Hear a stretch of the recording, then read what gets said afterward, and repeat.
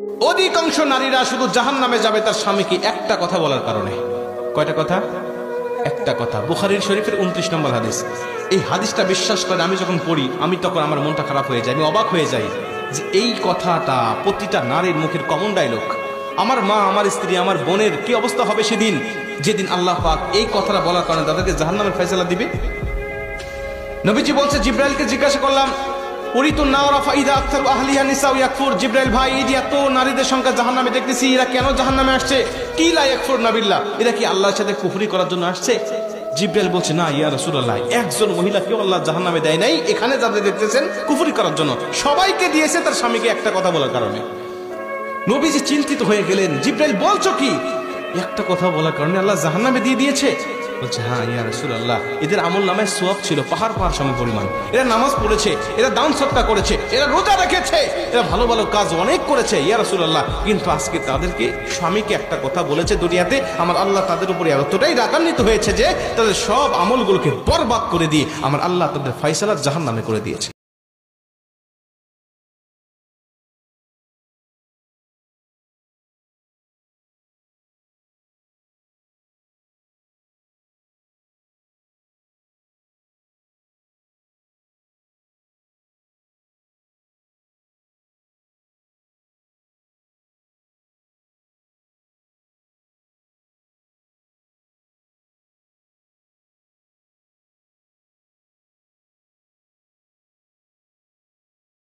ঘোরানোর জন্য, সফরের জন্য স্ত্রীকে নিয়ে যাইত, যখন কোনো ভালো পোশাক চাইতো তখন ভালো পোশাকও স্বামী তাকে দিত। কিন্তু নবীজি শোনেন, কোনো দিন যদি স্বামী তাকে দিতে না পারতো, ভালো খাবার চেয়েছে কিন্তু দিতে পারে নাই, ভালো পোশাক চেয়েছে দিতে পারে নাই, বা ভালো জায়গায় ঘুরতে যেতে চেয়েছে কিন্তু স্বামী তাকে নিয়ে যায় নাই, তখন স্ত্রী তার স্বামীর অবদানের কথা ভুলে গিয়েছে, ভবিষ্যৎ অতীতের কথাগুলো ভুলে গিয়েছে, সমস্ত অবদানের কথা ভুলে গিয়ে অস্বীকার করে তখন এই সমস্ত স্ত্রীরা বলেছে, আমি তোমার সংসারে এসে কোনোদিন সুখ আর শান্তি পেলাম না। জোরে কর নাউজুবিল্লাহ। আমি তোমার সংসারে এসে কোনোদিন উত্তম কিছু পেলাম না, শান্তি পেলাম না, সুখ পেলাম না। আমি মেয়ে হয়ে বলেই তোমার সংসার করতেছি, অন্য কোনো মেয়ে হলে তোমার সংসার করতো না। সব মহিলাই কয়,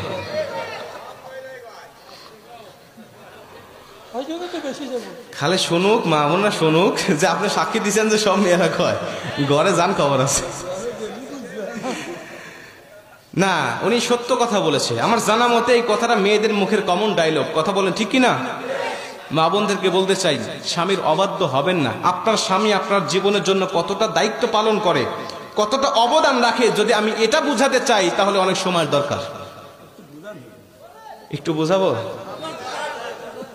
কিন্তু আমার ভয় হচ্ছে যে উঠে চলে যান না আপনারা।